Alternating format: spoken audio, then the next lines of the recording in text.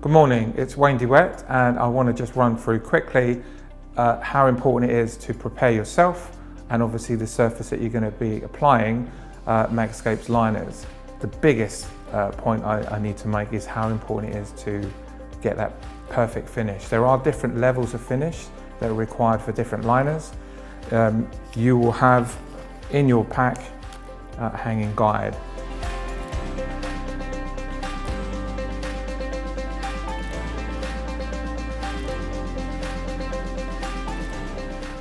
Okay, this is the wall surface that we're going to be preparing today. As you can see, it's got lots of different imperfections.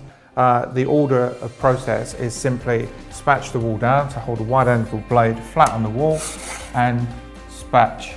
The idea of doing the spatching is to just denib. You don't want all these little pimples. It's going to be sanded as well and filled and sized.